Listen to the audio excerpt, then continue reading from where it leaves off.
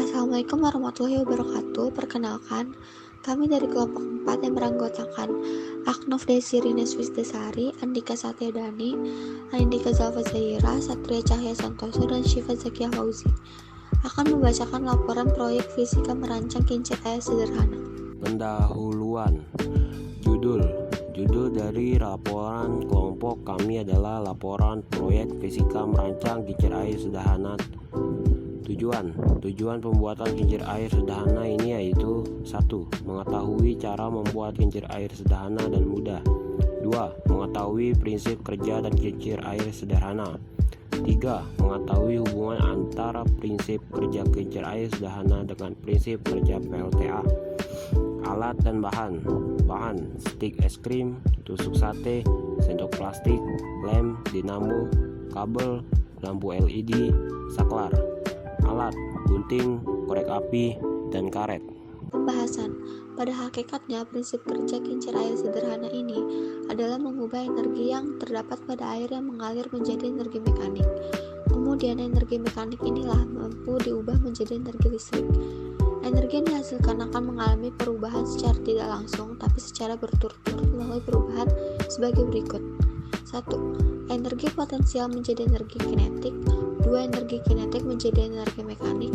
3. Energi mekanik menjadi energi listrik. Hubungan antara prinsip kerja kincir air dengan prinsip kerja PLTA yaitu sama-sama menggunakan air mengalir untuk merubah energi potensial menjadi energi mekanik dengan bantuan turbin dan mengubah energi mekanik menggunakan generator atau dinamo untuk menghasilkan energi listrik. Selain dimanfaatkan untuk menghasilkan energi listrik, kincir air juga dapat dimanfaatkan untuk berbagai keperluan seperti saluran irigasi sawah, objek wisata, dan untuk penggerak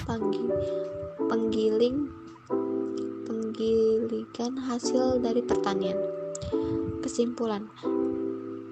Kesimpulan yang dapat kami ambil dari pembuatan kincir air sederhana ini yaitu 1. Kecepatan aliran air sangat berpengaruh terhadap kecepatan putar kincir air.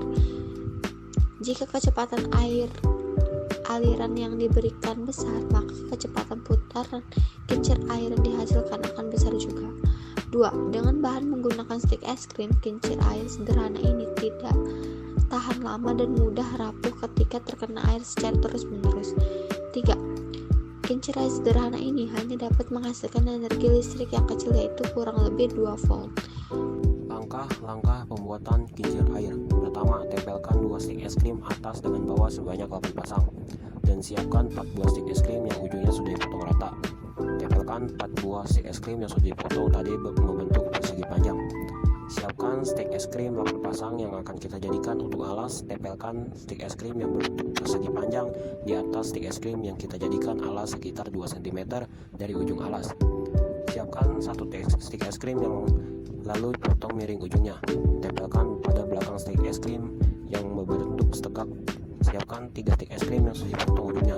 Tempelkan setiap sisinya lalu tempel pada alas berdempet dengan stik es krim yang berbentuk tegak. Siapkan 1 stik es krim yang dibelah menjadi 2 lalu diukur menyesuaikan ukuran dinamo. Tempelkan stik es krim di sisi kanan dan sisi kiri stik es krim tegak lalu diikat menggunakan karet. Letakkan dinamo di tempat yang sudah diukur tadi. Pasang kabel ke dinamo lalu pasang lampu LED pada kabel supaya nantinya lampu LED tersebut dapat menyala. Kabelnya dimasukkan ke dalam stik es krim yang berukuran kotak di bawah.